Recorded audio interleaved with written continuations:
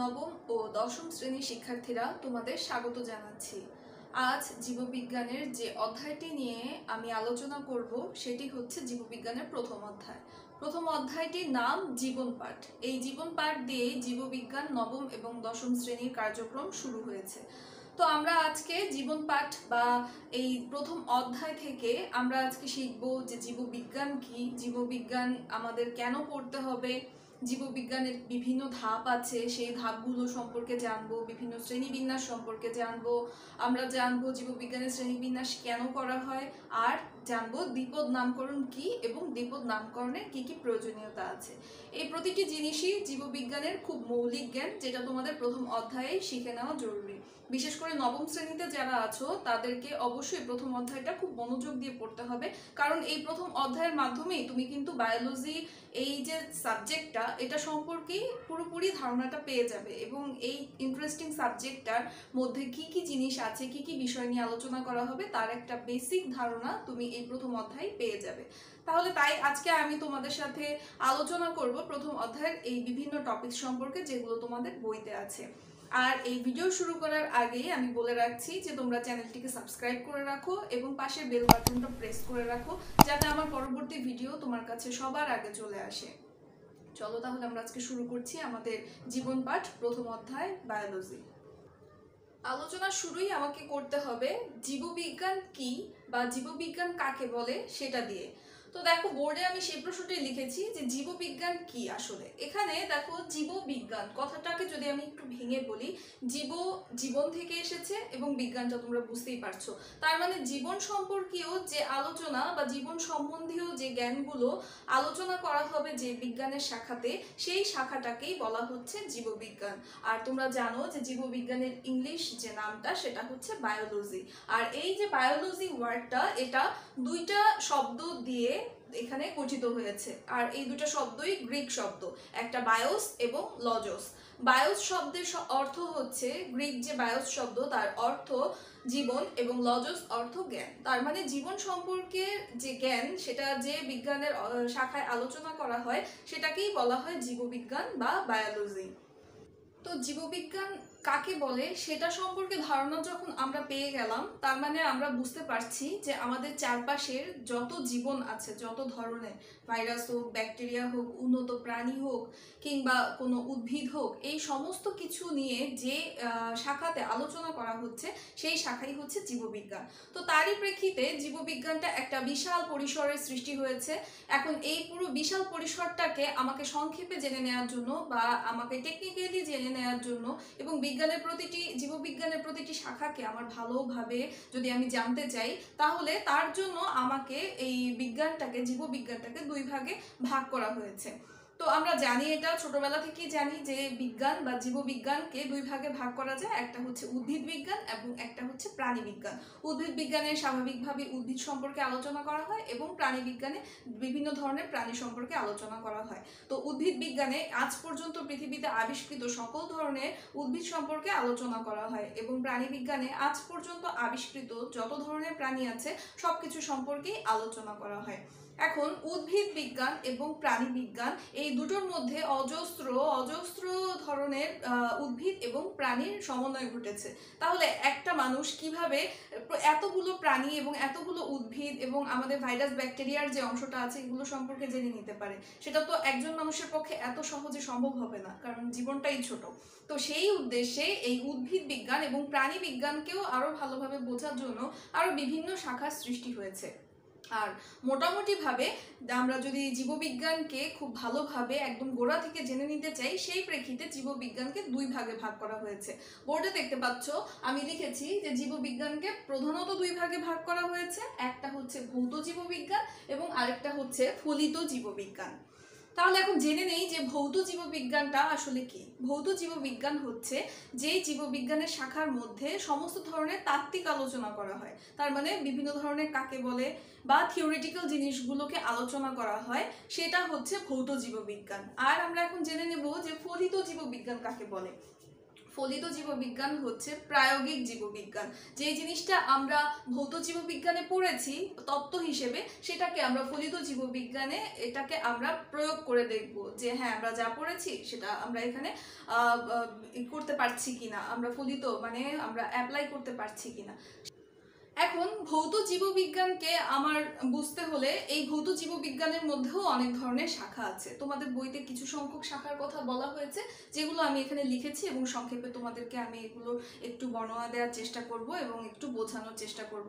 একইভাবে কিছু ফলিত জীববিজ্ঞানেরও দিয়েছে। প্রথমে আমি ভৌত জীববিজ্ঞানের কিছু শাখা যেগুলো তোমাদের বইতে দিয়েছে সেগুলো আলোচনায় যাচ্ছি। প্রথমেই দেখো, ভৌত জীববিজ্ঞানে প্রথমেই বলেছে যে অঙ্গসংস্থান। অঙ্গসংস্থান এর ইংলিশ যেটা আছে তোমার বইতে দেখলেই তুমি দেখতে পাবে যে অঙ্গসংস্থানকে মরফোলজি বলা হয়েছে। তো মরফোলজির আমার তাত্ত্বিক বিষয়টা কি হবে? মরফোলজি মানে হচ্ছে, যেটা বাংলা দেখেই বুঝতে পারছো তুমি, অঙ্গসংস্থান মানে জীবের শরীরের যে অঙ্গগুলো আছে এই প্রতিটি অঙ্গ সম্পর্কে যে শাখায় বর্ণনা করা হচ্ছে সেটা অবশ্যই ভৌত জীববিজ্ঞানের মধ্যেই আছে এবং সেই শাখাটার নাম হচ্ছে অঙ্গসংস্থান বিদ্যা, যেটাকে ইংলিশে বলা হয় মরফোলজি। এবার দ্বিতীয়তে দেখো, দ্বিতীয় যেটা আছে সেটা হচ্ছে শ্রেণীবিন্যাস বিদ্যা, যেটার ইংলিশ নাম হচ্ছে ট্যাক্সোনমি। তো ট্যাক্সোনমি বা শ্রেণীবিন্যাস বিদ্যার যে মূল থিওরি সেটা হচ্ছে শ্রেণীবিন্যাস সম্পর্কে যে নিয়মগুলো আছে সেগুলো আমি যে শাখা থেকে জানতে পারবো এবং যে শাখা আমাকে শিখিয়ে দেবে যে আমি কিভাবে শ্রেণীবিন্যাস করতে পারি, সেটা যে শাখাটা সেটা হচ্ছে শ্রেণীবিন্যাস বিদ্যা অথবা ট্যাক্সোনমি। এরপরে দেখো বলেছে যে এটা শারীরবিদ্যা, তৃতীয় যে ধাপটা বা তৃতীয় যে শাখাটার কথা বলা হয়েছে সেটা হচ্ছে শারীরবিদ্যা, যার ইংলিশ নাম হচ্ছে ফিজিওলজি। তো এখানে বিভিন্ন আমাদের অঙ্গের ভেতরে যে রাসায়নিক কার্যকলাপ চলতে থাকে উদ্ভিদ এবং প্রাণীর শরীরে, সেই রাসায়নিক কার্যকলাপ এবং শরীরের বিভিন্ন অঙ্গ সম্পর্কে যেই জায়গাতে আলোচনা করা হয়েছে সেটাই হচ্ছে শারীরবিদ্যা। এরপরে টপিকটার নাম হচ্ছে হিস্টোলজি। হিস্টোলজি বাংলা এবং ইংলিশে একই জিনিস। হিস্টোলজিতে সাধারণত তোমার জীবদেহের টিস্যুতন্ত্রের গঠন, টিস্যুতন্ত্রের প্রকারভেদ এবং টিস্যুতন্ত্রের যে কাজ এই শাখাতেই আলোচনা করা হয়। তার মানে হিস্টোলজি হচ্ছে টিস্যু সম্পর্কে আলোচনা। আমাদের শরীরে তোমরা জানো যে বিভিন্ন কোষ মিলিয়ে কলা গঠন করা হয় আর কলাকে টিস্যু বলা হয়। আর এই টিস্যু সম্পর্কে, টিস্যুতন্ত্র সম্পর্কে, এর গঠন এবং কাজ সম্পর্কে যে শাখায় বর্ণনা করা হয় সেটা হচ্ছে হিস্টোলজি। এরপরে আছে ভ্রূণবিদ্যা বা এমব্রায়োলজি, প্রাণী এবং উদ্ভিদের ভ্রূণ সম্পর্কিত যে আলোচনা সেটা যে শাখায় করা হয় সেটা হচ্ছে ভ্রূণবিদ্যা। এমব্রায়োলজি দিয়েই বোঝা যাচ্ছে যে যখন একটা নতুন প্রাণের সৃষ্টি হয় তখনকার যে পরিস্ফুটন, তখন যে জাইগোট সৃষ্টি হচ্ছে এবং এই যে বিভিন্ন ধাপ পার হচ্ছে ভ্রূণ, সেইগুলো সম্পর্কে এবং পরিণত সন্তান পর্যন্ত যে ধাপগুলো আছে সেগুলো আমি যে শাখায় জানতে পারবো সেটা হচ্ছে আমার ভ্রূণবিদ্যা, যাকে ইংলিশে বলে এমব্রায়োলজি। এরপরে দেখো আছে কোষবিদ্যা। কোষবিদ্যা বা সাইটোলজি। কোষবিদ্যা, এটা কোষবিদ্যা কথাটা দেখেই আমি বুঝতে পারছি যে কোষের বিভিন্ন গঠন, কোষের অবস্থান এবং কোষের কাজ সম্পর্কে যে শাখায় আলোচনা করা হয় সেটা হচ্ছে কোষবিদ্যা বা সাইটোলজি। এরপরে দেখো মোস্ট ইম্পর্টেন্ট টপিক যেটা বংশগতিবিদ্যা। বংশগতিবিদ্যা বা জেনেটিক্স সবচেয়ে ইম্পর্টেন্ট চ্যাপ্টার বা সবচেয়ে ইম্পর্টেন্ট অংশ জীববিজ্ঞানের, কারণ এই জেনেটিক্স বা বংশগতিবিদ্যার মাধ্যমেই আমরা জানতে পারবো যে কিভাবে বংশ থেকে বংশ পরম্পরাতে আমাদের বিভিন্ন বৈশিষ্ট্য এক বংশ থেকে অপর বংশে মানে বংশ থেকে বংশ পরম্পরায় ছড়িয়ে পড়ছে এবং আমরা জানতে পারবো যে কিভাবে একটি জীবের থেকে আরেকটি জীবের মধ্যে ভিন্ন ভিন্ন বৈশিষ্ট্য সৃষ্টি হয়। তো এই সমস্ত আলোচনা যে শাখায় করা হয় সেটা হচ্ছে বংশগতিবিদ্যা বা জেনেটিক্স। এরপর আছে বাস্তুবিদ্যা বা ইকোলজি। তো বাস্তু সংস্থান বা বাস্তুবিদ্যা সম্পর্কে তোমরা সবাই জানো। বাস্তুবিদ্যা বা বাস্তু সংস্থানের যে আলোচনা সেগুলো যেখানে করা হয় সেটাই হচ্ছে বাস্তুবিদ্যা বা ইকোলজি। তার মানে পরিবেশের যে ইকোসিস্টেমগুলো আছে সেগুলো সম্পর্কে যেখানে আলোচনা করা হয় সেটাই হচ্ছে বাস্তুবিদ্যা বা ইকোলজি। এরপর দেখো আমার নিচে জায়গা হয়নি তাই আমি পাশে লিখেছি, একটা ওয়ার্ড লিখেছি এন্ডোক্রাইনোলজি। এন্ডোক্রাইনোলজি ভৌত জীববিজ্ঞানের সেই শাখা যেখানে হরমোন সম্পর্কে আলোচনা করা হয়। উদ্ভিদ এবং প্রাণীর শরীরের যে কার্যাবলীগুলো আছে সেগুলোকে ভালোভাবে পরিচালনা করার জন্য কিন্তু হরমোনের প্রয়োজন হয়, আর এই হরমোন সম্পর্কে যে শাখায় আলোচনা করা হয় সেটা হচ্ছে এন্ডোক্রাইনোলজি। এরপরে বইতে যে সর্বশেষ ধাপটা বা শাখার কথা বলা হয়েছে সেটা হচ্ছে জীব ভূগোল, বায়োজিওগ্রাফি। এখন জীব ভূগোল দিয়ে বোঝা যায় যে পৃথিবীর বিভিন্ন ভৌগোলিক সীমারেখায় জীবের বিস্তৃতি। তো এই জীব ভূগোলের মাধ্যমে জীববিজ্ঞানের সাথে ভূগোলের একটা সংযোগ ঘটেছে। আমরা জানতে পারবো যে পৃথিবীর কোন ভৌগোলিক জায়গায় কোন ধরনের জীবন সৃষ্টি হচ্ছে, কোন ধরনের উদ্ভিদ আমি পাবো, কোন ধরনের প্রাণী আমি পাবো। এই ভৌগোলিক মাধ্যমে জীব আর ভূগোল দ্বারা আমরা সেটা জানতে পারবো। তাহলে আমাদের যে শাখাতে জীব ভূগোল মানে ভৌগোলিক সীমারেখার সাথে জীবের সম্পর্ককে আলোচনা করা হয় সেই শাখাটাকেই বলা হচ্ছে জীব ভূগোল বা বায়োজিওগ্রাফি। আমরা তাহলে ভৌত জীববিজ্ঞান সম্পর্কে তো জেনেই নিলাম, আর এখন আমরা দেখব ফলিত জীববিজ্ঞানের কিছু শাখাসমূহ যেগুলো তোমাদের বইতে আছে। তো ফলিত জীববিজ্ঞান সম্পর্কে আমি তোমাদের একটু আগেই বলেছি যে যেখানে অ্যাপ্লাই করা হবে বা প্রয়োগ করা হবে যে শাখাগুলোকে বাস্তব জীবনে, সেটাই হচ্ছে ফলিত জীববিজ্ঞান। তো ফলিত জীববিজ্ঞানে যতগুলো শাখা তোমাদের বইতে আছে এই প্রতিটি শাখাই অ্যাপ্লাইড, মানে এগুলো মাঠে পর্যবেক্ষণ করা হয় এবং মাঠে এটাকে প্রয়োগ করা হয়। তো যা আমরা তাত্ত্বিক জ্ঞান ভৌত জীববিজ্ঞান থেকে পেয়েছি সেই জ্ঞানটাকেই আমরা ফলিত জীববিজ্ঞানে কাজে লাগাবো। তাহলে চলো দেখি বইতে কি লেখা আছে, কি কি শাখায় কি কি ধরনের গবেষণা করা হয় সেটা আমরা একটু জেনে নিই। দেখো, ফলিত জীববিজ্ঞানের প্রথমেই যে শাখাটার কথা বলা হয়েছে সেটা হচ্ছে জীবাশ্ম বিজ্ঞান। জীবাশ্ম বিজ্ঞানের যে ইংরেজি নাম তোমাদের বইতে দেওয়া আছে সেটা হচ্ছে প্যালিওন্টোলজি। তো জীবাশ্ম বিজ্ঞান কেন ফলিত জীববিজ্ঞানের প্রথমেই আছে, তার কারণ হচ্ছে যে জীবাশ্ম সম্পর্কিত যে আলোচনা বা প্রাগৈতিহাসিক জীব সম্পর্কে যে শাখায় আলোচনা করা হয় সেটাই হচ্ছে জীবাশ্ম বিজ্ঞান। তো এই জন্য প্রাগৈতিহাসিক জীবের সম্পর্কে না জেনে আমি হুট করে আমার আধুনিক অ্যাপ্লাই করতে চলে আসতে পারবো না। হঠাৎ করে আমরা আমাদের বর্তমান প্রাণী নিয়ে বা বর্তমান উদ্ভিদ নিয়ে আলোচনা করতে পারবো না। আমাদেরকে শুরু করতে হলে আমাদের সেই সৃষ্টির শুরু থেকে, এমনকি আমাদের একদম পৃথিবী যখন থেকে শুরু হচ্ছে, প্রাণের স্টার্ট হচ্ছে, তখন থেকেই আমাকে জানতে হবে। সেই উদ্দেশ্যে জীবাশ্ম বিজ্ঞান আমাদের একদম ফলিত জীববিজ্ঞানের প্রথম ধাপ। দ্বিতীয় ধাপে আছে দেখো জীব পরিসংখ্যান বিদ্যা, যাকে ইংরেজিতে বলা হয় বায়োস্ট্যাটিস্টিক্স। এখন স্ট্যাটিস্টিক্স সম্পর্কে তোমরা জানো যে তোমরা এর আগেও কিন্তু পরিসংখ্যান করে এসেছো তোমাদের গণিতে। তো জীব পরিসংখ্যান বিদ্যা দিয়ে সহজেই বুঝতে পারছো যে এই শাখাতে জীব পরিসংখ্যান নিয়েই আলোচনা করা হয়। তার মানে প্রত্যেকটা এলাকাকে ভাগ করে করে সেখানে কত ধরনের প্রাণী আছে, কত ধরনের উদ্ভিদ আছে, কি কি পরিমাণ সেখানে ভাইরাস ব্যাকটেরিয়া বা বিভিন্ন ধরনের অণুজীব পাওয়া যায়, এই সব কিছু যেখানে ট্যালি করে পরিসংখ্যান করে রাখা হয় 5 বছর 10 বছর পর পর, সেটা যে শাখায় আলোচনা করা হয় সেটা হচ্ছে জীব পরিসংখ্যান বিদ্যা বা বায়োস্ট্যাটিস্টিক্স। তৃতীয়তে আছে দেখো পরজীবী বিদ্যা। পরজীবী একটা বিশাল একটা সেক্টর জুড়ে আছে জীববিজ্ঞানের, পরজীবীর সংখ্যা গুণেও শেষ করা যাবে না। তো পরজীবী বিদ্যার ইংরেজি নাম হচ্ছে প্যারাসাইটোলজি। তো প্যারাসাইট বা পরজীবী সম্পর্কে যেখানে আলোচনা করা হয়, যে শাখাতে আলোচনা করা হয়, যেখানে পরজীবীর উৎপত্তি, তার জীবন চক্র এবং তার মাধ্যমে যে ধরনের রোগ হয়, এই সব কিছু, তার বাসস্থান, এগুলো সম্পর্কে যে শাখায় আলোচনা করা হয় সেটাই হচ্ছে পরজীবী বিদ্যা বা প্যারাসাইটোলজি। এরপরে আছে মৎস্য বিজ্ঞান, তার মানে হচ্ছে ফিশারিজ। আর মৎস্য বিজ্ঞানের হচ্ছে মাছের উৎপাদন, মাছ কোথায় থাকছে, তার মিষ্টি পানিতে কি ধরনের মাছ, লোনা পানিতে কি ধরনের মাছ, এই বিভিন্ন বিষয় সম্পর্কে, মাছের উৎপাদন, মাছের প্রজনন, তারপর মাছের রোগ, এই সংক্রান্ত আলোচনা যে জায়গায় করা হয় সেটাই হচ্ছে মৎস্য বিজ্ঞান বা ফিশারিজ। এরপর আছে কীটতত্ত্ব। কীটতত্ত্ব মানে হচ্ছে ইংরেজিতে এন্টোমোলজি, যাকে বলা হয় পৃথিবীতে যত ধরনের কীট আছে, তার মানে কীট পতঙ্গ বা পোকামাকড় আছে, সেগুলো সম্পর্কে যে জায়গায় আলোচনা করা হয় সেটা হচ্ছে কীটতত্ত্ব বা এন্টোমোলজি। তো শুধু যে সেগুলো সম্পর্কে আলোচনা করা হয় তাই না, এর মধ্যে তাদের জীবনচক্র, তাদের বাসস্থান, এই সব কিছুই এই কীটতত্ত্বের আলোচ্য বিষয়। এরপরে আছে অণুজীব বিজ্ঞান বা মাইক্রোবায়োলজি, যেটা তোমরা ইদানিং খুব এই নামটাকে শুনে থাকবে যে মাইক্রোবায়োলজি। তার মানে অণুজীব সম্পর্কে যে শাখায় আলোচনা এবং গবেষণা করা হয় এবং এখান থেকেই আমরা অণুজীব সম্পর্কে জানতে পারি, যে শাখা থেকে, সেই শাখাই হচ্ছে অণুজীব বিজ্ঞান বা মাইক্রোবায়োলজি। তো যত ধরনের পৃথিবীতে অণুজীব আছে সবগুলো সম্পর্কে যে শাখায় আলোচনা করা হয় সেটাই হচ্ছে মাইক্রোবায়োলজি বা অণুজীব বিজ্ঞান। এরপরে আছে কৃষি বিজ্ঞান। তো এগ্রিকালচার, এটা তোমরা জানো যে কৃষি বিষয়ক আলোচনা যেখানে করা হয় সেটাই হচ্ছে এগ্রিকালচার। এই কৃষি বিজ্ঞানের মধ্যে যাবতীয় কৃষি সম্পর্কিত সকল ধরনের আলোচনা, গবেষণা এবং পর্যালোচনা করা হয়।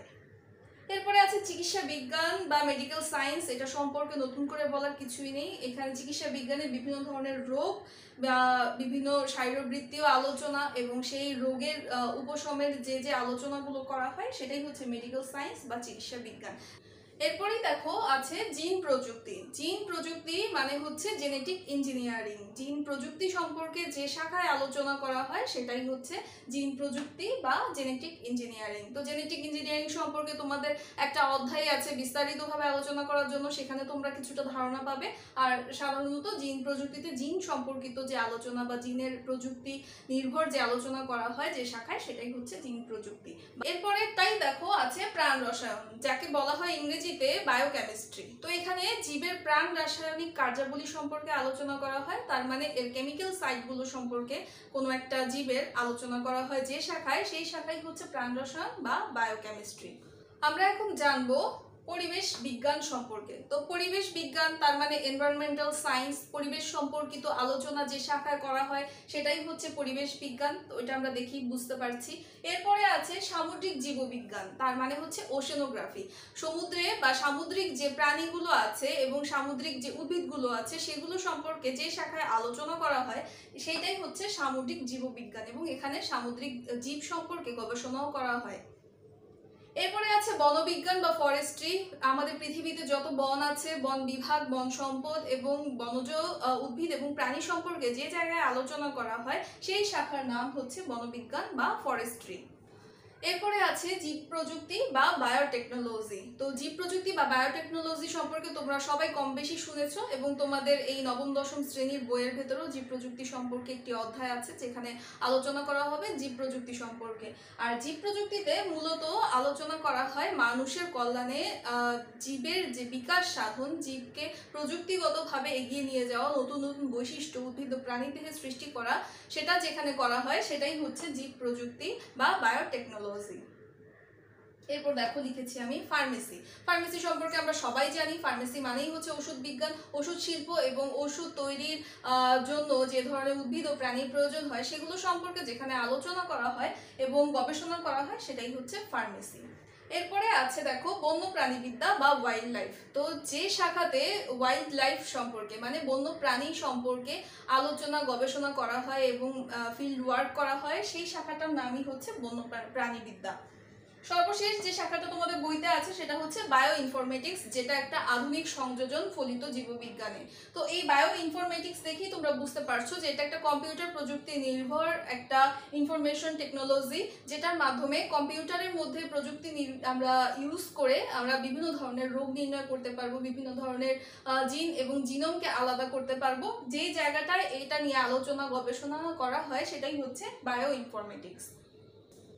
আশা করছি জীববিজ্ঞানের শাখাগুলো সম্পর্কে তোমাদের ধারণাটা ক্লিয়ার হয়ে গিয়েছে। এখন আমরা চলে যাব যে জীবের শ্রেণীবিন্যাসের পদ্ধতি কি এবং এটা কেন প্রয়োজনীয়, এবং শ্রেণীবিন্যাস পদ্ধতির মধ্যে কি কি ধরনের ভাগগুলো আছে সেগুলো সম্পর্কে আমরা এখন একটু জানবো। তাহলে আমরা জানবো যে শ্রেণীবিন্যাস কি। তো শ্রেণীবিন্যাস সম্পর্কে আমি একটু আগেও তোমাদের বলেছি যে আমাদের এই যে পুরো পৃথিবী জুড়ে বিভিন্ন ধরনের উদ্ভিদ এবং প্রাণী বিভিন্ন জায়গায় ছড়িয়ে ছিটিয়ে আছে, এই সমস্ত উদ্ভিদ এবং প্রাণী সম্পর্কে সহজে আমাদের যে জ্ঞান লাভের যে প্রক্রিয়া, সেই প্রক্রিয়াটার জন্য যে বিদ্যাটাকে ডিভাইস করা হয়েছে বা বিভাজন করা হয়েছে সেটাই হচ্ছে শ্রেণীবিন্যাস বিদ্যা। এই শ্রেণীবিন্যাসের মাধ্যমে উদ্ভিদকে, প্রাণীকে, অণুজীবকে আলাদা আলাদা ভাগে ভাগ করা হয়েছে, এবং এই যে ভাগ করা বা শ্রেণীবিন্যাস বিদ্যার যে আইডিয়াটা, যেটা সবচেয়ে সহজভাবে এবং আধুনিকভাবে বিজ্ঞানী ক্যারোলাস লিনিয়াস দিয়েছিলেন, তার উদ্ভাবনের পরেই কিন্তু শ্রেণীবিন্যাস বিদ্যার কারণে আমরা এখন খুব দ্রুতভাবে এখন এবং সহজ পদ্ধতি অনুযায়ী আমরা শ্রেণীবিন্যাস সম্পর্কে জানতে পারি, বিভিন্ন উদ্ভিদ ও প্রাণীকে খুব সহজেই আমরা আইডেন্টিফাই করে ফেলতে পারি। পরবর্তীতে বিজ্ঞানী মার্গুলিস এবং হুইটেকার শ্রেণীবিন্যাস সম্পর্কিত একটি ধারণা দিয়েছেন, যেটা এখন পর্যন্ত সর্বাধুনিক হিসেবেই আলোচনার মধ্যে আছে এবং যার মাধ্যমে খুব সহজেই আমরা আমাদের পৃথিবীতে যত ধরনের উদ্ভিদ ও প্রাণী আছে সেগুলোকে সহজেই শ্রেণীবিন্যস্ত করে ফেলতে পারবো। তাহলে চলো আমরা এখন একটু দেখবো যে বিজ্ঞানী মার্গুলিস এবং হুইটেকার জীবজগৎকে যে ভাগে ভাগ করেছে সেগুলো সম্পর্কে আমরা এখন একটু ডিটেলসে জানবো। বোর্ডে তোমরা দেখতে পাচ্ছ আমি একটা জীবজগতের চার্ট এঁকেছি। বিজ্ঞানী মার্গুলিস এবং হুইটেকার এর শ্রেণীবিন্যাস অনুযায়ী শ্রেণীবিন্যাস সম্পর্কে তারা এরকমই একটা ছককে প্রস্তাবন করেছিলেন। তো তাদের প্রস্তাব অনুযায়ী সমগ্র জীবজগৎকে বিজ্ঞানী মার্গুলিস এবং হুইটেকার দুইটি সুপার কিংডমে ভাগ করেছে, যেটাকে সুপার কিংডম 1 এবং সুপার কিংডম 2 হিসেবে বলা হয়ে থাকে। তো দেখো, সুপার কিংডম 1 এর নিচে লেখা আছে প্রোক্যারিওটা এবং সুপার কিংডম 2 এর নিচে লেখা আছে ইউক্যারিওটা। তাহলে পুরো জীব জগৎকে বিজ্ঞানী হুইটেকার এবং মার্গুলিস দুইটি ভাগে ভাগ করেছেন। একটি হচ্ছে সুপার কিংডম 1 প্রোক্যারিওটা এবং অপরটি হচ্ছে সুপার কিংডম 2 ইউক্যারিওটা। এখন প্রোক্যারিওটার মধ্যে দেখো একটা রাজ্য আছে। প্রোক্যারিওটাকে একটা রাজ্যের মধ্যেই আইডেন্টিফাই করা গিয়েছে, যেটা হচ্ছে মনেরা। আর ইউক্যারিওটাতে দেখো 4টা রাজ্য আছে। 4টা রাজ্যে ইউক্যারিওটায় সমগ্র জীবকে আইডেন্টিফাই করা যাবে এবং শ্রেণীবিন্যস্ত করা যাবে। তো এখন দেখো, রাজ্য 2-তে আছে প্রোটিস্টা, রাজ্য 3-এ ফানজাই, রাজ্য 4-এ প্ল্যান্টি এবং রাজ্য 5-এ অ্যানিমেলিয়া সম্পর্কে আলোচনা করা হয়েছে। তো এটাই হচ্ছে বিজ্ঞানী মার্গুলিস এবং হুইটেকারের শ্রেণীবিন্যাসের ছক। তো তোমরা যদি এখন আমার সাথে সাথে বই নিয়ে বসে যাও এবং ভিডিওটি তোমরা দেখার সাথে সাথে যদি এগুলো একটুখানি দেখে ফেলো, তাহলে কিন্তু তোমাদের জন্য এই শ্রেণীবিন্যাসটা শেখা খুব সহজ হয়ে যাবে। এখন আমি তোমাদেরকে প্রত্যেকটি বিষয় সম্পর্কে আলাদা আলাদাভাবে এর বৈশিষ্ট্যগুলো সম্পর্কেও বোঝাবো। তো তোমরা বইটা নিয়ে বসে যাও এবং আমার সাথে সাথে দরকার হলে খাতাটা নিয়ে কিছুটা লিখে লিখে তোমরা একটু বুঝে নাও। তো প্রথমেই দেখো, আমি বলবো যে প্রোক্যারিওটা কাকে বলে। প্রোক্যারিওটা হচ্ছে সেই সকল জীব যারা এককোষী, আণুবীক্ষণিক এবং যাদের প্রকৃত নিউক্লিয়াস নেই এবং তাদের কোষগুলো সুগঠিত নয়। সেই সকল জীব যে শাখার মধ্যে থাকবে বা শ্রেণীর মধ্যে থাকবে, সেই শ্রেণীটারই নাম হচ্ছে প্রোক্যারিওটা, যেটা সুপার কিংডম 1। এখন দেখো, আমি লিখেছি ইউক্যারিওটা। তাহলে ইউক্যারিওটা কাকে বলে? ইউক্যারিওটার যে জীবেরা থাকবে তাদের অবশ্যই নিউক্লিয়াসটা সুগঠিত থাকবে, তাদের কোষটা একটি প্রকৃত কোষ থাকবে এবং এরা এককোষী বা বহুকোষী বিভিন্ন ধরনের হতে পারে। এরা একক বা দলবদ্ধভাবে থাকতে পারে। তাহলে আশা করছি তোমরা প্রোক্যারিওটা এবং ইউক্যারিওটার পার্থক্যটা বুঝে গিয়েছো। প্রোক্যারিওটার মধ্যে এককোষী আণুবীক্ষণিক জীব থাকবে আর ইউক্যারিওটার মধ্যে এককোষী জীব তো থাকবেই, বহুকোষী জীবও থাকবে, কিন্তু এটার হচ্ছে নিউক্লিয়াস সুগঠিত নয়, ইউক্যারিওটার নিউক্লিয়াস সুগঠিত। আর তাই প্রোক্যারিওটাকে একটা রাজ্যে ভাগ করা হয়েছে, যেটার নাম মনেরা। আর ইউক্যারিওটাকে ভাগ করার জন্য বা বোঝার জন্য, শ্রেণীবিন্যস্ত করার জন্য 4টা রাজ্যের প্রয়োজন হয়েছে। তার মানে এখানে বিভিন্ন ধরনের শ্রেণীবিন্যাস, বিভিন্ন ধরনের উদ্ভিদ এবং প্রাণীর সমাগম ঘটেছে। তাহলে আমরা প্রোক্যারিওটা, ইউক্যারিওটা বুঝে গেলাম। এখন আমি একটা একটা করে মনেরা, প্রোটিস্টা, ফানজাই, প্ল্যান্টি আর অ্যানিমেলিয়া সম্পর্কে তোমাদের ধারণা দেব। প্রথমেই যে রাজ্য সম্পর্কে আমরা জানবো সেটা হচ্ছে রাজ্য 1 মনেরা। তো এটা আমাদের প্রোক্যারিওটার প্রথম রাজ্য ছিল এবং আমি বলেছিলাম যে এটা এককোষী এবং আণুবীক্ষণিক জীবদের সমন্বয়ে এই রাজ্যতেই ঘটেছে। এখন আমরা দেখে নেই যে আমরা কিভাবে বুঝবো যে এই উদ্ভিদ বা প্রাণী বা এই অণুজীবটি এই মনেরা রাজ্যের অন্তর্ভুক্ত। তার জন্য আমাদের এখানে কিছু বৈশিষ্ট্য আছে। এই বৈশিষ্ট্যগুলো দেখলেই আমরা বুঝে যাব যে এগুলো মনেরা রাজ্যের অন্তর্ভুক্ত জীব। প্রথমে দেখো, আমি লিখেছি এককোষী ফিলামেন্টাস কলোনিয়াল। তো তার মানে হচ্ছে অবশ্যই এই যে মনেরার অন্তর্ভুক্ত যে জীবেরা আছে তারা অবশ্যই এককোষী হবে। ফিলামেন্টাস অর্থ কি? ফিলামেন্টাস হচ্ছে একটার পর একটা এইভাবে সারিবদ্ধভাবে মালার মতো বা সুতার মতো অবস্থান করবে এই জীবেরা, এই জন্য এটাকে ফিলামেন্টাসও দেখানো যায় বা বলা যায়। এবং আছে কলোনিয়াল, মানে কলোনি বা একসাথে দলবদ্ধভাবেও এরা বসবাস করতে পারে। তাহলে এককোষী থাকবে অবশ্যই, এরা ফিলামেন্টাস থাকতে পারে, এরা কলোনিয়াল থাকতে পারে, আবার একা একাও থাকতে পারে। এটা ছিল মনেরার প্রথম বৈশিষ্ট্য। এবার দ্বিতীয় কি বৈশিষ্ট্য আমরা দেখব। দ্বিতীয়টি দেখো, এখানে নিউক্লিয়াস সম্পর্কে আমরা বলেছি। নিউক্লিয়াসের মধ্যে ক্রোমাটিন বস্তু থাকে, কিন্তু নিউক্লিওলাস ও নিউক্লিয়ার পর্দা নেই। তার মানে একটা নিউক্লিয়াসকে পরিপূর্ণ হতে 4টি ধাপের প্রয়োজন হয়। তোমরা জানো নিউক্লিয়াসের গঠন সম্পর্কে। তো এখানে এই মনেরাদের শুধুমাত্র ক্রোমাটিন বস্তু থাকে, কিন্তু নিউক্লিওলাসও থাকে না, নিউক্লিয়ার পর্দাও থাকে না। এই কারণে এদের নিউক্লিয়াসটা সুগঠিত নয়, যেটা আমি আগেও বলেছি। এরপরে যে বৈশিষ্ট্যটা, এটাতে আমি লিখেছি রাইবোজোম আছে। তার মানে কোষের ভেতরে, তোমরা জানো যে একটা উদ্ভিদ কোষ এবং একটা প্রাণী কোষের মধ্যে বিভিন্ন ধরনের কোষীয় বস্তু থাকে বা কোষীয় অঙ্গাণু থাকে, কিন্তু যখন এই মনেরা রাজ্যের কোনো জীব হবে তাদের শুধুমাত্র রাইবোজোমটাই থাকে, এদের আর এক্সট্রা অন্য কোনো কোষীয় অঙ্গাণু দেখতে পাওয়া যায় না। এরপরে লিখেছি দেখো, কোষ বিভাজন দ্বিবিভাজন প্রক্রিয়ায় হয়। তার মানে একটা কোষ বিভাজিত হয়ে দুইটা কোষে পরিণত হয়, এইভাবেই তাদের কোষের বিভাজনটা হয়ে থাকে। এটা একটা অনুন্নত প্রাণী বা অনুন্নত জীবের মধ্যেই এই ধরনের দ্বিবিভাজন প্রক্রিয়াটা দেখা যায়। সর্বশেষ আমি লিখেছি খাদ্য গ্রহণ শোষণ পদ্ধতিতে হয়। যেহেতু এরা একটা এককোষী প্রাণী এবং এদের শরীরের ভেতরে কোথাও খুব ইয়েও দেখা যাচ্ছে না, ক্লোরোফিল দেখা যায় না, কিছু কিছু জীবের মধ্যে দেখা যায় তারা সালোক সংশ্লেষণ প্রক্রিয়ায় খাদ্য গ্রহণ চেষ্টা করে, কিন্তু বেশিরভাগ প্রাণীরাই শোষণ পদ্ধতিতে, তার মানে অন্য একটা প্রাণীর কাছ থেকে শোষণ করে তারা খাবারটাকে গ্রহণ করে, অন্য প্রাণীর শরীরে পরজীবী হিসেবে অথবা অন্য কোনো বস্তুর উপরে থেকে সেখান থেকে খাবারটাকে শোষণ করে নেয়। তো মোটামুটি এই কয়েকটা বৈশিষ্ট্য থাকলেই আমরা বুঝে যাব যে মনেরার প্রাণী বা মনেরার জীব কোনগুলো। আশা করি তোমরা এগুলো বুঝতে পেরেছো এবং মনেরার কিছু উদাহরণ তোমাদের বইতে দেওয়া আছে, তোমরা অবশ্যই বইয়ের এই উদাহরণগুলোকে মার্ক করে রাখবে, যেটা তোমাদের বহু নির্বাচনী এবং জ্ঞানমূলক প্রশ্নের জন্য খুবই ইম্পর্টেন্ট। আমি এখন চলে যাব 2 নম্বর রাজ্য, যেটা দ্বিতীয় রাজ্য প্রোটিস্টাতে। রাজ্য 2 প্রোটিস্টা সম্পর্কে এখন আমরা জানবো। প্রোটিস্টা সম্পর্কে কিছু বৈশিষ্ট্য আমি এখানে লিখে রেখেছি, যেগুলো তোমাদের বইতেও আছে, আমি এক এক করে তোমাদেরকে এখন বোঝানোর চেষ্টা করব। প্রথমে আমি লিখেছি দেখো, এককোষী, বহুকোষী, ফিলামেন্টাস, কলোনিয়াল। তার মানে এই যে রাজ্য 2 এর প্রোটিস্টার যে জীবগুলো আছে তারা এককোষী হতে পারে, বহুকোষী হতে পারে, ফিলামেন্টাস হতে পারে এবং কলোনিয়ালও হতে পারে। একটু আগেই তোমাদের ফিলামেন্টাস এবং কলোনিয়াল কথাটা আমি বুঝিয়েছি।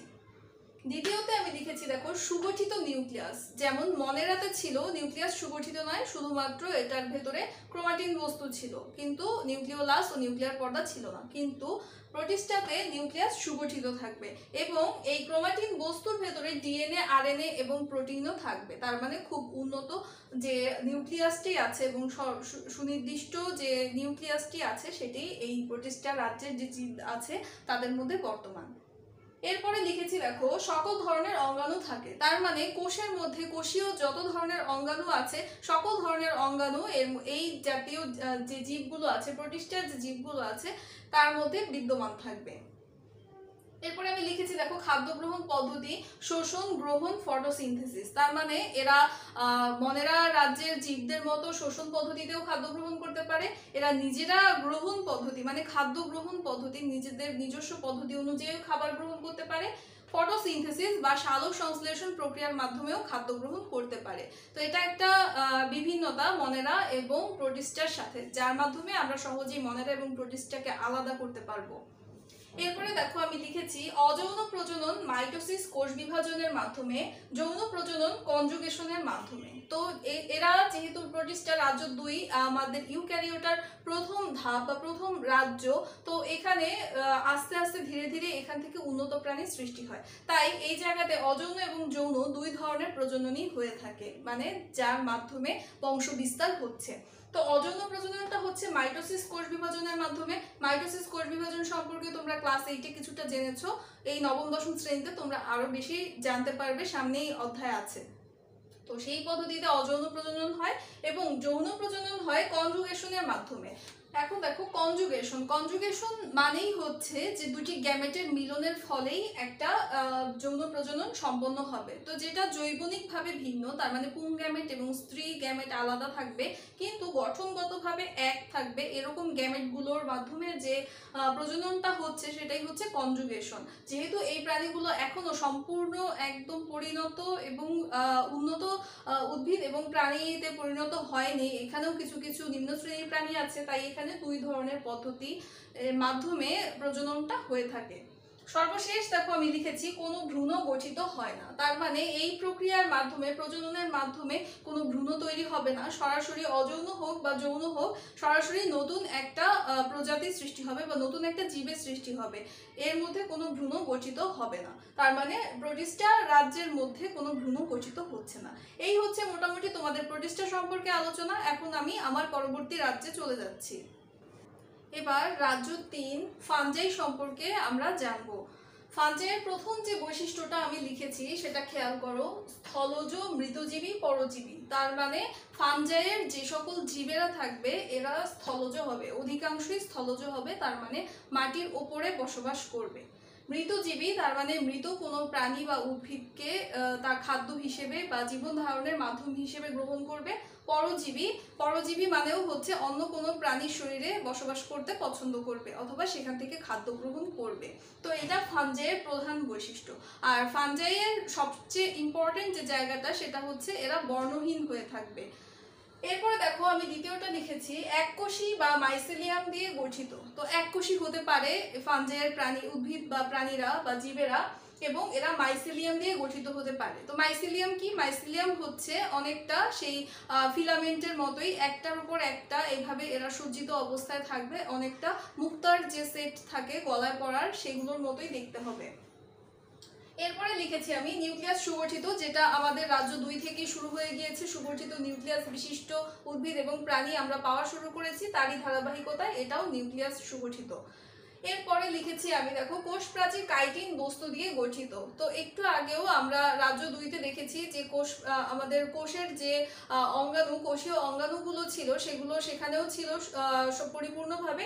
এই ফাঞ্জাইতেও কোষীয় অঙ্গাণুগুলো উপস্থিত আছে, অ্যাডিশনাল হিসেবে যোগ হয়েছে যে কোষ প্রাচীর কাইটিন বস্তু দিয়ে গঠিত হয়। এরপরে দেখো আমি লিখেছি যে খাদ্য গ্রহণ শোষণ পদ্ধতিতে ঘটে। যেহেতু এরা স্থলজ এবং এরা মৃতজীবী ও পরজীবী, তার মানে এরা মৃত কোনো বস্তু অথবা অন্য একটা কোনো জীব, প্রাণী বা উদ্ভিদের শরীরে বসবাস করে, খাদ্যও তাই তারা শোষণ পদ্ধতিতেই গ্রহণ করে থাকে। এরপরে দেখো আমি লিখেছি ক্লোরোপ্লাস্ট অনুপস্থিত, যেটা আমি একটু আগেই বললাম যে এই ফাঞ্জাইয়ের একটা অন্যতম বৈশিষ্ট্য হচ্ছে এরা বর্ণহীন হবে, এদের কালার থাকবে না। স্পেশালি ক্লোরোপ্লাস্ট বা এদের যে সালোক সংশ্লেষণের জন্য দরকারি যে সবুজ বর্ণকণিকা সেটাই এর মধ্যে থাকবে না, অনুপস্থিত থাকবে। এরপরে আছে দেখো হ্যাপ্লয়েড স্পোর দিয়ে বংশবিস্তার করে। আমরা জানি যে n সংখ্যক যে স্পোর সেটাই হ্যাপ্লয়েড, সেই স্পোর দিয়ে তারা বংশবিস্তার করে। তো এখন এই ফাঞ্জাইয়ের এই যে বৈশিষ্ট্যগুলো, এগুলো দিয়ে খুব সহজেই তুমি ফাঞ্জাইয়ের অন্তর্ভুক্ত যে উদ্ভিদ ও প্রাণীগুলো আছে সেগুলোকে আলাদা করতে পারবে। আর এগুলোর উদাহরণ তোমাদের বইতেই দেওয়া আছে, উদাহরণগুলোকে তোমরা আন্ডারলাইন করে রাখবে, মার্ক করে রাখবে, যাতে এগুলো তোমরা পরবর্তীতে ভালোভাবে বুঝে নেওয়ার জন্য তোমাদের কাজে লাগে এবং তোমাদের এমসিকিউর জন্য এগুলো খুবই ইম্পর্টেন্ট। তো আশা করি ফাঞ্জাইটা তোমরা বুঝতে পেরেছো। আমি চলে যাচ্ছি আমার পরের রাজ্যে। রাজ্য 4 প্লান্টি। প্লান্টি মানে দেখো প্ল্যান্ট বা আমাদের গাছের সাথে সম্পর্কিত, এটা দিয়ে বোঝা যায় যে এই রাজ্য 4-এ যত ধরনের জীব থাকবে এরা সবই হচ্ছে উদ্ভিদ। তার মানে উদ্ভিদ নিয়ে যে রাজ্যে আলোচনা করা হয় সেই রাজ্যের নাম হচ্ছে প্লান্টি। এখন দেখে নেই আমরা প্লান্টির কি কি বৈশিষ্ট্য আছে। প্রথমেই দেখো আমি লিখেছি প্রকৃত নিউক্লিয়াস যুক্ত সালোক সংশ্লেষণকারী উদ্ভিদ। তার মানে এখানকার যে উদ্ভিদেরা থাকবে এদের নিউক্লিয়াস অবশ্যই প্রকৃত নিউক্লিয়াস যুক্ত হবে এবং এরা অবশ্যই সালোক সংশ্লেষণকারী উদ্ভিদ হবে। তার মানে এদের মধ্যে সালোক সংশ্লেষণকারী বস্তুকণা বা ক্লোরোপ্লাস্ট উপস্থিত থাকবে এবং এরা সবাই উদ্ভিদ। দ্বিতীয়ত লিখেছি উন্নত টিস্যুতন্ত্র বিদ্যমান। এতক্ষণ পর্যন্ত ফাঞ্জাই পর্যন্ত আমরা টিস্যুতন্ত্রকে পেয়েছি কিন্তু পরিপূর্ণভাবে ছিল না। এখন এই প্ল্যান্টি থেকে মানে রাজ্য 4 থেকে উন্নত উদ্ভিদ এবং উন্নত প্রাণীর সৃষ্টি হবে।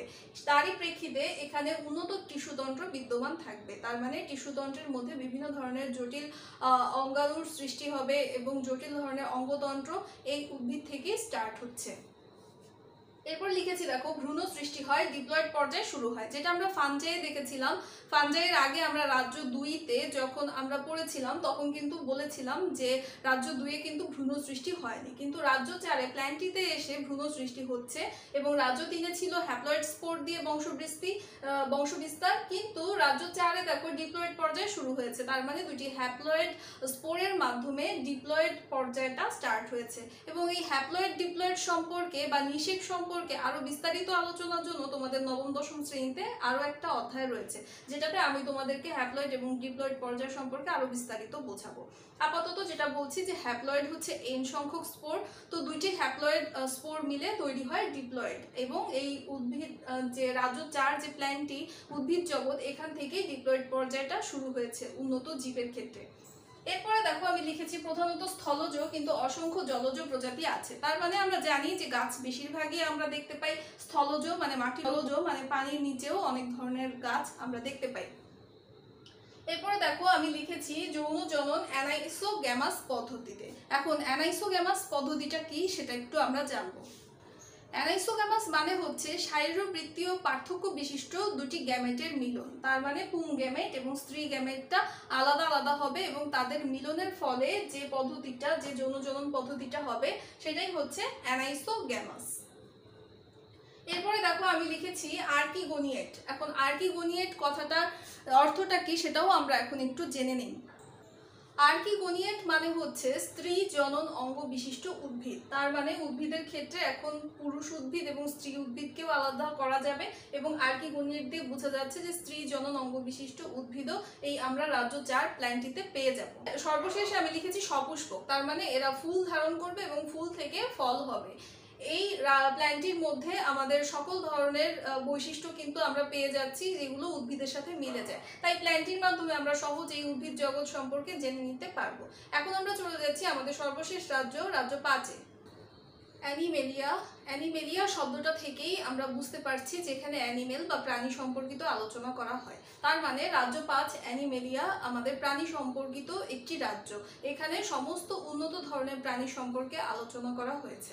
তো এখানে প্রথম যে বৈশিষ্ট্যটা সেটা দেখো, প্রকৃত নিউক্লিয়াস যুক্ত বহুকোষী প্রাণী। তাহলে এই যে অ্যানিমেলিয়া যে রাজ্যটা, এখানে কোনো এককোষী প্রাণী নেই, এরা সবাই বহুকোষী প্রাণী এবং অবশ্যই এদের প্রকৃত নিউক্লিয়াস যুক্ত প্রাণী পাওয়া যাবে।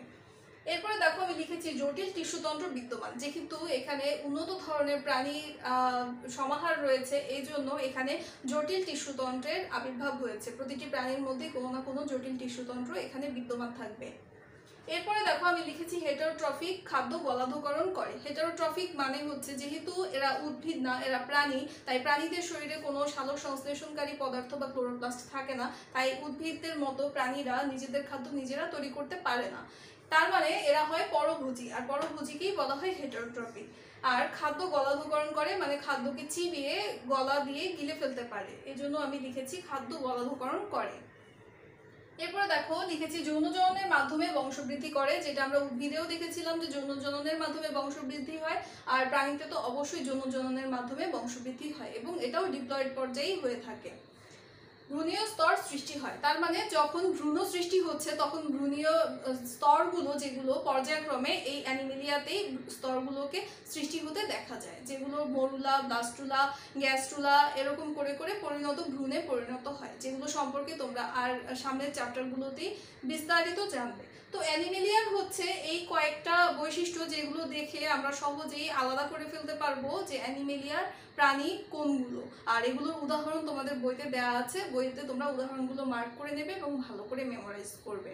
তো এরই সাথে আমাদের শ্রেণীবিন্যাসের বিভিন্ন রাজ্যগুলো সম্পর্কে জানা হয়ে গেল, তাদের বৈশিষ্ট্য সম্পর্কে জানা হয়ে গেল এবং উদাহরণগুলো তোমরা বই থেকে দেখে নেবে। আমরা এখন জানবো শ্রেণীবিন্যাসের বিভিন্ন ধাপ সম্পর্কে। শ্রেণীবিন্যাসের প্রয়োজনীয়তা কি এতক্ষণে তোমরা ঠিক জেনেই গিয়েছো যে শ্রেণীবিন্যাসের মাধ্যমেই আমরা উদ্ভিদ এবং প্রাণীর এই যে বিশাল বিস্তৃতি সেগুলো সম্পর্কে খুব সহজেই জেনে নিতে পারবো। তাহলে এখন শ্রেণীবিন্যাসের মধ্যে প্রতিটি উদ্ভিদ এবং প্রতিটি প্রাণী বা প্রতিটি জীবের জন্যই আলাদা আলাদা নামকরণ করা হয়েছে, যেটাকে বলা হয় শ্রেণীবিন্যাস প্রক্রিয়ার ধাপ। দেখতে পাচ্ছ যে এখানে আমি একটা সিঁড়ির মতো অংশ লিখে রেখেছি, যেটাকে শ্রেণীবিন্যাসের ধাপ বলা হয়। শ্রেণীবিন্যাসের এখানে আমি 7টা ধাপ লিখেছি। এই 7টা ধাপ আন্তর্জাতিক পদ্ধতিতে স্বীকৃত। বিজ্ঞানী ক্যারোলাস লিনিয়াস এই 7টা ধাপের প্রবর্তন করেছেন, যার মাধ্যমে খুব সহজেই আমি একটা উদ্ভিদ অথবা একটা প্রাণী অথবা একটা পরজীবীর একদম পর্ব থেকে শুরু করে প্রজাতি মানে তার নাম পর্যন্ত পুরোপুরি জেনে নিতে পারবো। তো শ্রেণীবিন্যাস এর ধাপের আমার গুরুত্ব বা প্রয়োজনীয়তা তাহলে তোমরা বুঝতেই পারছো যে একটা প্রাণী বা উদ্ভিদ এবং অণুজীবের একদম শুরু থেকে শেষ পর্যন্ত বৈশিষ্ট্যগতভাবে তাকে বের করার জন্য এবং তার সম্পর্কে জানার জন্য শ্রেণীবিন্যাসের এই ধাপের কিন্তু কোনো বিকল্প নেই। তো আমাদের শ্রেণীবিন্যাস ধাপের মাধ্যমেই প্রত্যেকটা উদ্ভিদ, প্রাণী এবং অণুজীব বা যত ধরনের জীব আছে সবাইকেই চিনে নিতে হবে। তো তোমাদের বইতে আমাদের হোমোসেপিয়েন্স বা মানুষ সম্পর্কে শ্রেণীবিন্যাসের ধাপের একটা উদাহরণ দিয়ে বুঝিয়েছে, সেটাই আমি এখন তোমাদেরকে বোঝাবো। আর সেটা বোঝানোর আগে একটু বলে নিচ্ছি যে যতগুলো ধাপ তুমি দেখতে পাচ্ছ এখানে 7টা ধাপ, প্রত্যেকটা ধাপেই বৈশিষ্ট্যগুলো বেড়ে যেতে থাকবে, বৈশিষ্ট্যগুলো খুব নির্দিষ্ট হতে থাকবে, যার ফলে একটা নির্দিষ্ট প্রাণী বা একটা নির্দিষ্ট উদ্ভিদ উদ্ভিদের দিকে সেই বৈশিষ্ট্যগুলো ইন্ডিকেট করতে থাকবে, যার মাধ্যমে আমি খুব সহজেই বুঝে যাব যে কোন প্রাণী বা কোন উদ্ভিদ অথবা কোন অণুজীব সম্পর্কে আমার এই বৈশিষ্ট্যগুলো আমাকে জানাচ্ছে। তো সেই হিসেবে যখনই আমি উপর থেকে নিচে আমি আসব, আমার খুব সুনির্দিষ্ট বৈশিষ্ট্য বৃদ্ধি পেতে থাকবে এবং সাথে সাথে আমার যে প্রাণী সম্পর্কে আমি আইডিয়া করব যে হ্যাঁ এটা না এটা, এটা না এটা, এরকম হতে পারে। তো আস্তে আস্তে করে সেই প্রাণীগুলোর খণ্ডন হতে থাকবে এবং সর্বশেষ একটা প্রাণী আমার চোখের সামনে ভেসে উঠবে, যার মাধ্যমে আমি জেনে নিতে পারবো যে কোন প্রাণী বা কোন উদ্ভিদকে আমি এই শ্রেণীবিন্যাসের ধাপ দিয়ে এখন বের করতে চাই বা বের করতে পেরেছি। তো এখন আমি তোমাদেরকে তোমাদের বইয়ের যে হোমোসেপিয়েন্স বা মানুষ সম্পর্কে যে শ্রেণীবিন্যাসটা করেছে সেই উদাহরণটা দিয়েই এখন একটু তোমাদেরকে আমি এই শ্রেণীবিন্যাসের ধাপগুলো বোঝানোর চেষ্টা করব। শ্রেণীবিন্যাসের প্রথম ধাপের নামই হচ্ছে রাজ্য, ইংরেজিতে লিখতে হলে লিখতে হবে কিংডম। এর পরের ধাপ হচ্ছে পর্ব, যেটা ইংলিশে ফাইলাম। এরপরে শ্রেণী, যার নাম ক্লাস। এরপর বর্গ, যার অর্ডার, এবং গোত্র ফ্যামিলি, গণ জেনাস, আর প্রজাতি হচ্ছে স্পেসিস। এই 7টা ধাপই লিখতে হবে বা এই 7টা ধাপই আমাকে জানতে হবে। এবং দেখো আমি লিখেছি, আমি কিন্তু সোজা সোজা লিখিনি, আমি একটা সিঁড়ির মতো লিখেছি। তোমাদের যখন শ্রেণীবিন্যাসের ধাপ, এটা তোমাদের পরীক্ষায় প্রায় আসে, যখনই আসবে তখনই কিন্তু তোমাদেরকে এইভাবে সিঁড়ির মতো ধাপ করে এই 7টি ধাপকে লিখতে হবে। তোমাদের উদাহরণ সহ হলেও তোমাদের এইভাবে লিখতে হবে। যদি এমনিতে প্রশ্ন আসে যে শ্রেণীবিন্যাসের ধাপগুলো কি কি বর্ণনা করো, তখন তোমাদের এই অর্ডার বা এই ফর্মেই লিখতে হবে। তোমরা যদি সোজা রাজ্যের নিচে নিচে পর্ব লিখো, তার নিচে শ্রেণী লিখো বা বর্গ লিখো, তাহলে কিন্তু টোটাল টপিকটাই একদম কাটা হয়ে যাবে, এখানে তোমরা কোনো মার্ক কিন্তু পাবে না। চলো তাহলে উদাহরণে চলে যাচ্ছি। বোর্ডে দেখতে পাচ্ছ আমি সরাসরি লিখে নিয়েছি আমার যে উদাহরণটা বইতে আছে। প্রথমেই দেখো রাজ্য বা কিংডমের জন্য আমি লিখেছি অ্যানিমেলিয়া। তো এখন আমি অ্যানিমেলিয়া হঠাৎ করে কিভাবে বুঝবো? তুমি মনে করো তোমার সামনে এমন একটা প্রাণীকে দাঁড় করিয়ে দেওয়া হয়েছে যাকে দেখে তোমার প্রাণী মনে হচ্ছে, কোনো উদ্ভিদ মনে হচ্ছে না। এই জন্য তুমি প্রথমেই রাজ্য বা কিংডমকে অ্যানিমেলিয়া লিখে নিলে। তো অ্যানিমেলিয়ার যে বৈশিষ্ট্যগুলো সেগুলো তো আমরা দেখেই এসেছি, সেগুলো আর বিস্তারিত বললাম না। তো আমরা রাজ্য পেয়ে গেলাম যে অ্যানিমেলিয়া, তোমার সামনে যে জীবটা আছে সেটা প্রাণী, সেটা তুমি আইডেন্টিফাই করতে পেরেছো। সেকেন্ড, ফাইলাম বা পর্ব, সেটা হচ্ছে করডাটা। তুমি কিভাবে বুঝবে যে তোমার সামনে যে প্রাণীটা আছে সেটা করডাটা? তখন তুমি দেখবে যে ওই প্রাণীর শরীরে কোনো নটোকর্ড বা মেরুদণ্ড আছে কিনা। তো সেই মেরুদণ্ডটা দেখলে তুমি দেখবে যে তোমার সামনে যে প্রাণীটাকে রাখা হয়েছে সেই প্রাণীর শরীরে মেরুদণ্ড বা নটোকর্ড আছে, যেটা তার জীবনের শুরু থেকেই আছে। তা দেখে আমি ধরে নিলাম যে এটা করডাটা পর্ব বা ফাইলামের অন্তর্ভুক্ত। এরপরে আছে দেখো শ্রেণী বা ক্লাস ম্যামালিয়া। তো ম্যামালিয়ার যে বৈশিষ্ট্য সেগুলোর সাথে এখন আমাকে দেখতে হবে যে এই প্রাণীর মিলে কিনা এই শ্রেণীর যে বৈশিষ্ট্যগুলো আছে সেগুলো। ম্যামালিয়ার প্রথম বৈশিষ্ট্য হচ্ছে ত্বক লোম দ্বারা আবৃত থাকবে এবং তার শিশু স্তন্যপান করবে। তো তোমার সামনে যে প্রাণীটা আছে তার মধ্যে এই দুইটা মেইন যে বৈশিষ্ট্য, এই দুইটা বৈশিষ্ট্য তুমি পেয়ে গেলে সেই হিসেবে তুমি শ্রেণী বা ক্লাস লিখলে ম্যামালিয়া। এরপরে দেখো আছে বর্গ বা অর্ডার, এটা হচ্ছে প্রাইমেট। তো প্রাইমেট দিয়ে আমি কিভাবে বুঝবো? যখন আমি দেখবো যে এই ম্যামালিয়ান যে আমার প্রাণীটা ছিল, এই প্রাণীটা কোনো কিছু আঁকড়ে ধরে রাখতে পারে, আমার নখ ইউজ করে কোনো একটা কিছুকে আঁকড়ে ধরে থাকতে পারে, আর এই আঁকড়ে ধরে থাকা বিশিষ্ট প্রাণীদেরকে প্রাইমেট বলা হয়। হাত এবং পায়ের ব্যবহার করতে পারে, কোনো কিছু ধরতে পারে, কোনো কিছু আঁকড়ে ধরে ঝুলে থাকতে পারে, সেই ধরনের প্রাণীরা প্রাইমেটের অন্তর্ভুক্ত হয়। সেই হিসেবে আমরা বর্গকে লিখলাম প্রাইমেট। এরপরে আছে গোত্র হোমিনিডি। এখন আমি দেখবো যে হোমিনিডিতে কি কি বৈশিষ্ট্য আমি পেতে পারি। আমি গোত্রের জন্য হোমিনিডিকে কেন আইডেন্টিফাই করব? আমার সামনে যে প্রাণীটা আছে এই প্রাণীটা অনেকটা শিম্পাঞ্জি, গরিলা, বনমানুষ, বানর এদের সাথে খুব মিলে যায়, এদের বৈশিষ্ট্যের সাথে। ও তারা এই সব যে প্রাণীদের কথা আমি বললাম, তারা যে গোত্রের মধ্যে বা ফ্যামিলির মধ্যে থাকে, সেই প্রাণীর যে গোত্রটা সেটার নাম হচ্ছে হোমিনিডি। সেই হিসেবে আমি আমার সামনে যে প্রাণীটা আছে তাকে আমি হোমিনিডির মধ্যে রাখলাম। এরপরে দেখো গণ বা জেনাস আমি লিখেছি হোমো। এখন হোমোর মধ্যে কি কি আছে? যখন আমি হোমো নির্বাচন করতে পারবো, আমি সেই বৈশিষ্ট্যগুলো দেখেই আমি গণ জেনাস হোমো নির্বাচন করতে পারবো। সেগুলো হচ্ছে আমার সামনে যে প্রাণীটা আছে এই প্রাণীটা কি দুই পায়ে দাঁড়াতে পারে? তাহলে আমি দেখলাম যে হ্যাঁ, আমার সামনে যে প্রাণীটা আছে এই প্রাণীটা দুই পায়ে দাঁড়াতে পারে। এরপরে দেখবো যে তার মস্তিষ্কের আকারটা কিরকম। তো দেখবো যে দেহের তুলনায় মস্তিষ্কটা গোলাকৃতির এবং একটু বড় এবং মস্তিষ্ক উন্নত। তো সেই হিসেবে আমি গণ জেনাসকে হোমো লিখতে পারি। এরপরে আমি দেখবো প্রজাতি। এখন দেখো আমার শিম্পাঞ্জি, গরিলা এগুলোর থেকে অনেকটাই আলাদা হয়ে গিয়েছে। যখন আমি ম্যামাল হলাম সেখান থেকেও আলাদা হয়ে গিয়েছে। প্রাইমেটস এর মধ্যে আমার হাত পা সবকিছু ইউজ হয়েছিল, আমি হোমোতে এসে এখন আমি দুই পায়ে দাঁড়াতে পারছি। এখন দুই পায়ে দাঁড়ানো প্রাণীদের মধ্যে আমার আর কি কি বৈশিষ্ট্য আছে সেগুলোর উপরে ভিত্তি করে আমি প্রজাতি বা একটা সামনের প্রাণীটার একটা নামকে বের করতে পারবো। এখন আমি সামনের প্রজাতির নাম পেয়েছি হোমোসেপিয়েন্স। এখন তাহলে হোমোসেপিয়েন্স যে পেলাম, কি কি বৈশিষ্ট্যের উপরে পেলাম? তো আমি যখন দেখেছি আমার সামনের যে প্রাণীটা আছে সেই প্রাণীটার কপালটা চওড়া, বুদ্ধিবৃত্তিকভাবে অন্যান্য প্রাণীদের ওই হোমো বা হোমিনিডির মধ্যে যে প্রাণীরা ছিল তাদের যে উন্নত, এরা সোজাভাবে হাঁটতে পারে এবং তাদের দৃষ্টিশক্তি খুব উন্নত, এই সমস্ত উদাহরণগুলো বা এই সমস্ত বৈশিষ্ট্যগুলো যেই প্রাণীর সাথে মিলে যায় সেই প্রাণী হচ্ছে হোমোসেপিয়েন্স, যার বাংলা হচ্ছে মানুষ।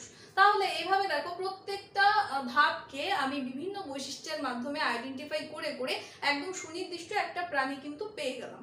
একইভাবে এই প্রত্যেকটা জীবের জন্য তোমাকে এইভাবে শ্রেণীবিন্যাসের 7টা ধাপ অতিক্রম করে একটা সুনির্দিষ্ট প্রাণীকে বা উদ্ভিদকে পেতে হবে, অথবা একটা অণুজীবকেও তুমি পেতে পারো। এখানে দেখো খেয়াল করে যে প্রজাতিতে আমি হোমো আর সেপিয়েন্স দুইটা ওয়ার্ডের নিচে দাগ দিয়েছি। এখন কেন আমি এই দুইটা সেন্টেন্সের নিচে দাগ দিয়েছি সেটাই হচ্ছে আমার দ্বিপদ নামকরণ, যেটা সম্পর্কে এখনই আমি তোমাদেরকে বলবো। আশা করি শ্রেণীবিন্যাসটা তোমরা বুঝতে পেরেছো। এখন আমি চলে যাচ্ছি দ্বিপদ নামকরণে। দ্বিপদ নামকরণ। বিজ্ঞানী ক্যারোলাস লিনিয়াস আবিষ্কার করেছেন এই দ্বিপদ নামকরণ পদ্ধতি। দ্বিপদ নামকরণের ক্ষেত্রে একটি উদ্ভিদ বা প্রাণী বা একটি জীবের বৈজ্ঞানিক নামকে দুইটি অংশে ভাগ করা হবে। প্রথম অংশটা গণ নামকে প্রকাশ করবে এবং দ্বিতীয় অংশটা তার প্রজাতির নামকে প্রকাশ করবে। এই যে দুইটি অংশে একটা জীবের নামকে বৈজ্ঞানিকভাবে বিভক্ত করা হলো, তাই এর নাম হয়েছে দ্বিপদ নামকরণ। তো দ্বিপদ নামকরণ বিজ্ঞানী ক্যারোলাস লিনিয়াস সর্বপ্রথম প্রবর্তন করেছেন এবং এটি খুবই একটি মানে আমাদের জানার জন্য বা বোঝার জন্য খুবই উপকারী একটি পদ্ধতি। এবং দ্বিপদ নামকরণের জন্য কিছু নিয়মাবলীও আছে। উদ্ভিদের জন্য আইসিবিএন কিছু নিয়মকে প্রবর্তন করেছে এবং প্রাণীদের জন্য আইসিজেডএন কিছু নিয়মের প্রবর্তন করেছে, যার মাধ্যমে প্রতিটি জীবের, প্রতিটি উদ্ভিদ এবং প্রাণীর নামকরণ করা হয়ে থাকে। তো আমরা জেনে নেই দ্বিপদ নামকরণের কি কি নিয়ম আছে। প্রথমেই দেখো আমি লিখেছি ল্যাটিন ভাষায়, তার মানে দ্বিপদ নামকরণকে অবশ্যই ল্যাটিন ভাষায় হতে হবে অথবা ল্যাটিন ভাষার মতোই হতে হবে। তো যখনই নতুন কোনো উদ্ভিদ বা প্রাণী অথবা কোনো জীবের নামকে প্রকাশ করা হয় তখন সেটাকে প্রথমেই ল্যাটিন ভাষাতেই লিখতে হয় বা উচ্চারণটা এমন হতে হবে যেন সেটা ল্যাটিন ভাষার সাথে মিলে যায়। দ্বিতীয়ত আমি বলেছি দুইটি অংশ, তার মানে একটি বৈজ্ঞানিক নামের দুইটি অংশ থাকবে, একটি গণনাম এবং একটি প্রজাতিক নাম। যেটা বৈজ্ঞানিক নাম হতে হলে এটা মাস্ট, এটা থাকতেই হবে।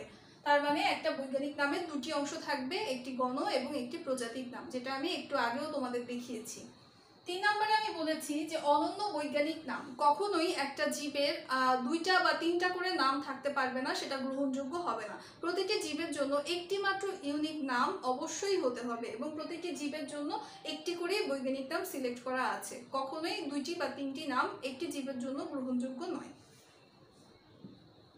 এরপরে দেখো আমি লিখেছি প্রথম অংশে প্রথম অক্ষর বড় হাতের হতে হবে। তার মানে আমরা যখন একটা বৈজ্ঞানিক নামকে লিখব, বৈজ্ঞানিক নাম লেখার শুরুতে আমি প্রথম যে অংশটুকু লিখব যেটা গণনাম, তার প্রথম অক্ষরটা অবশ্যই বড় হাতের হবে এবং এরপরে দ্বিতীয় অংশ যেটা প্রজাতিক নাম সেখানে পুরোটাই সংক্ষিপ্ত ছোট হাতের অক্ষরে হবে। তো এটা দিয়ে এটাই বোঝা যায় যে প্রথম অংশের যখন আমার গণনামের প্রথম অংশটা আমি লিখবো সেটা অবশ্যই ক্যাপিটাল লেটারে হবে, এরপর বাকি অংশটা স্মল লেটারে হবে।